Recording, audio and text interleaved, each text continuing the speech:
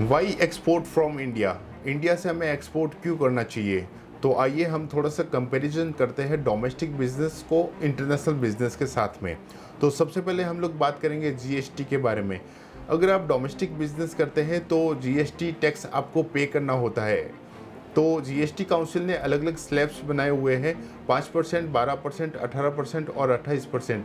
तो आपका जो भी गुड्स एंड सर्विसेज का ट्रांजैक्शन होता है, इस महीने में आपका जो भी ट्रांजैक्शन हुआ है उसका आपको जीएसटी पे करना होता है अगले महीने की 20 तारीख से पहले पहले, राइट। अगर आप एक्सपोर्ट बिजनेस में आते हैं तो एक्सपोर्ट बिजनेस में जीएसटी नहीं लगता है, अगर लग भी गया तो भी आपको रिएम्बर्स मिल जाता है। आइए जानते हैं कैसे। सपोज आपने किसी मैन्युफैक्चरर से गुड्स का प्रोडक्शन करवाया एक्सपोर्ट करने के लिए, तो वो जो मैन्युफैक्चरर है आपको जीएसटी लगा कर देगा इनवॉइस के अंदर।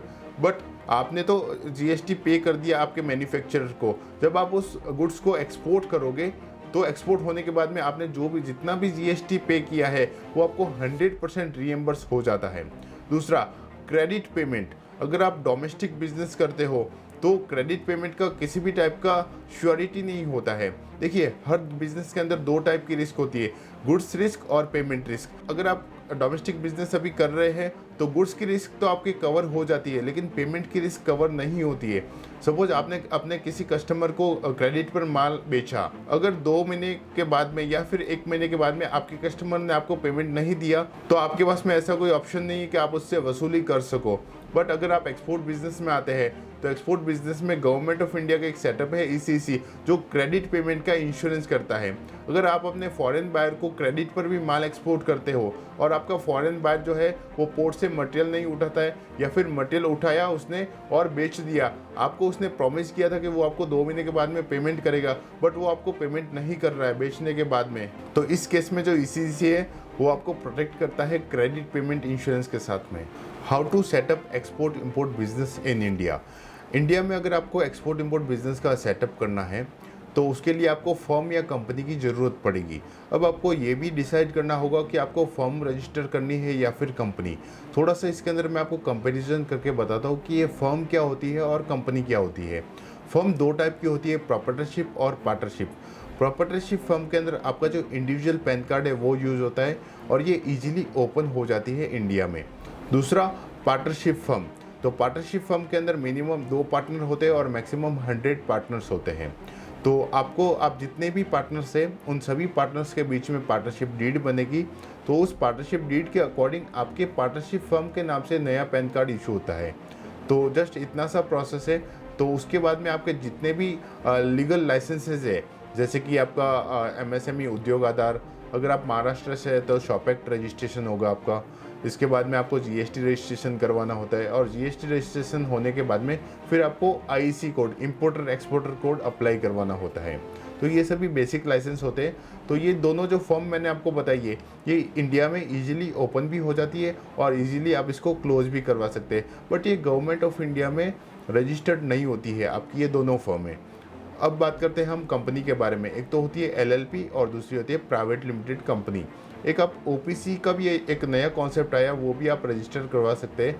तो इसमें क्या होता है, इसमें डायरेक्टर होते हैं। प्राइवेट लिमिटेड के अंदर डायरेक्टर्स होते हैं, minimum 2 directors and maximum 15 directors होते हैं।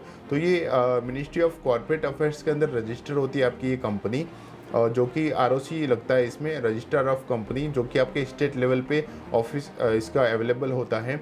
तो वहाँ से आपको ये कंपनी को रजिस्टर करना होता है। कंपनी को रजिस्टर होने के बाद में फिर आपके जो भी लाइसेंसेज है, जीएसटी, एमएसएमई, शॉप एक्ट और आईसी कोड, ये सारे आपके बाद में बनते हैं। पहले आपकी कंपनी जो है गवर्नमेंट ऑफ इंडिया में रजिस्टर होती है। तो इसमें ये जो मैंने आपको कंपनीज बताई है एलएलपी और प्राइवेट लिमिटेड कंपनी, ये इजीली आप इसको ओपन भी नहीं करवा सकते, इजीली क्लोज भी नहीं करवा सकते, क्योंकि इसके अंदर डॉक्यूमेंटेशन प्रोसेस ज़्यादा होता है और खर्चा भी आपको ज़्यादा पड़ता है। तो मेरा आपको ये सजेशन है कि आपको स्टार्टिंग में प्रॉपर्टरशिप फर्म के थ्रू जाना होता है। अब सपोज आपने ये तो चूज़ कर लिया कि आपको फर्म रजिस्टर करना है या फिर कंपनी रजिस्टर करना है, तो आपको कोई एड्रेस तो देना पड़ेगा आपकी एंटिटी का, यानी आपके बिजनेस का कोई ना कोई आपको एड्रेस देना होता है सभी रजिस्ट्रेशन प्रोसेस कंप्लीट करवाने के लिए।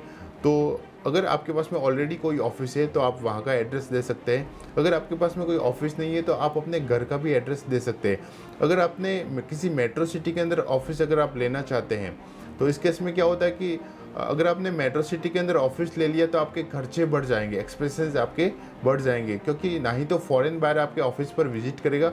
तो इसलिए आपको ज़्यादा खर्चा न करके आपको जो ऑफिस का एड्रेस देना है वो आपके घर का देना है। अगर ऑलरेडी आपके पास में कोई ना कोई ऑफिस है तो वो आप यूज़ कर सकते हैं, उसका आप एड्रेस दे सकते हैं। अब आपने ये भी डिसाइड कर लिया कि आपको फर्म या कंपनी बनानी है, आपने ऑफिस का एड्रेस भी डिसाइड कर लिया, बट आपने अभी तक अपनी कंपनी का नाम डिसाइड नहीं किया। तो आपको मैं 2 नाम बताऊंगा, फर्स्ट नेम और लास्ट नेम, जो कि आपको आपकी कंपनी का रखना होता है एक्सपोर्ट इंपोर्ट बिजनेस के लिए। फर्स्ट नेम आपका कोई भी हो सकता है, जैसे कि हमारा शेमकरी, हिमानी, XYZ, ओला, उबर, आप इस तरह से अपना फर्स्ट नेम रख सकते हैं अपनी कंपनी का। बट आपका जो लास्ट नेम होना चाहिए वो होना चाहिए आपका global international overseas impacts EXIM exports करके।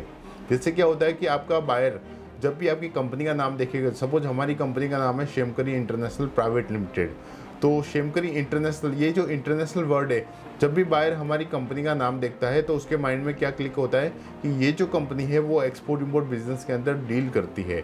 इसलिए आपको एंटरप्राइजेज, ट्रेडिंग कंपनी, इस टाइप के वर्ड्स यूज़ नहीं करने हैं। आपको जो वर्ड यूज़ करने हैं लास्ट वाले वर्ड, जो कि international, global, overseas, impacts, Exim और एक्सपोर्ट्स जैसे वर्ड्स आपको यूज़ करने होते हैं।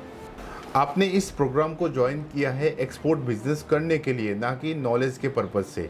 तो अगर आप रियली में एक्सपोर्ट बिजनेस करना चाहते हैं तो हमारी एकेडमी आपको यह गारंटी देती है कि मात्र आप 100 दिनों के अंदर अपना पहला एक्सपोर्ट शिपमेंट कर सकते हैं, वो भी हमारे हैंड होल्डिंग सपोर्ट से। तो आपको एक्सपोर्ट करने के लिए कोई कंपनी या फर्म तो रजिस्टर करनी होगी। अगर आपको अपनी फर्म का रजिस्ट्रेशन हमारे लीगल डिपार्टमेंट से करवाना है तो स्क्रीन पर दिए हुए नंबर पर आप कांटेक्ट कर सकते हैं।